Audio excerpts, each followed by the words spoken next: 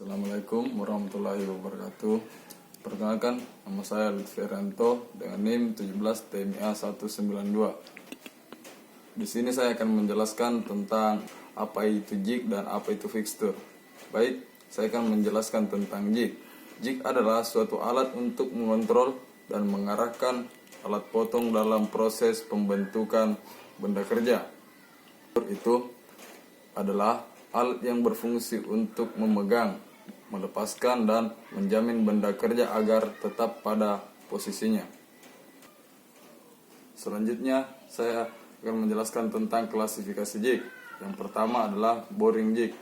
Boring jig itu untuk memperbesar lubang yang terlalu besar untuk digurdi. Yang kedua, drill jig. Drill jig di sini berfungsi untuk digunakan operasi pengeboran.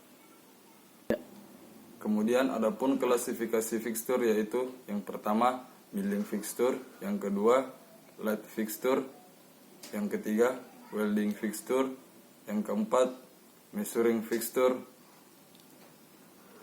Adapun bagian-bagian utama dari jig and fixture yaitu yang pertama rangka, yang kedua lokator, yang ketiga supporting, yang keempat pencekam, yang kelima pengarah, dan yang keenam yaitu pengikat. Kemudian adapun metode-metode dalam pencekaman. Yang pertama itu pencekaman jenis biasa, yang kedua pencekaman cepat. Kemudian jenis-jenis pencekaman. Yang pertama itu screw clamp, dua strap clamp, tiga hanging clamp, yang keempat swimming clamp, yang ketiga quick action clamp, dan selanjutnya yaitu power clamp. Kemudian saya akan menjelaskan tentang metal forming. Metal forming adalah proses pembentukan logam dengan menggunakan daya tekan sehingga terjadi deformasi plastis untuk mengubah bentuk dan ukuran logam.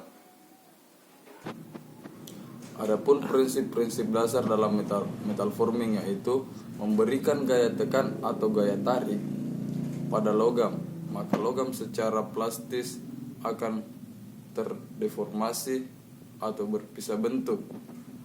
Kemudian adapun klasifikasi pembentukan logam ataupun metal forming. Yang pertama itu pengerjaan panas, yang kedua pengerjaan dingin. Kemudian adapun proses pengerjaan panas, yang pertama itu dilakukan di atas temperatur teknis sterilisasi. Yang kedua diperlukan gaya yang lebih rendah.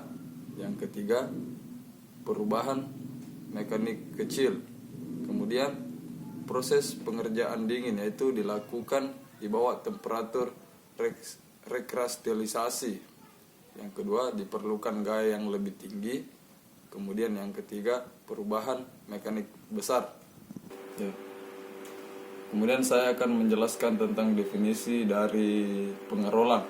Pengerolan adalah proses deformasi plastis untuk mengurangi ketebalan dan atau mengubah bentuk dengan menekan bahan tersebut menggunakan dua roll atau lebih.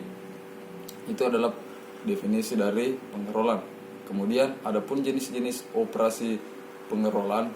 Yang pertama itu berdasarkan temperatur. Berdasarkan temperatur ini dibagi atas dua. Yang pertama itu adalah hot rolling. Kemudian cold rolling. Hot rolling itu pengerolan secara panas. Sedangkan cold rolling itu adalah proses pengerolan secara dingin. Kemudian yang kedua berdasarkan geometri. Di sini pun juga terbagi dua. Yang pertama itu flat rolling, yang kedua itu shaft rolling.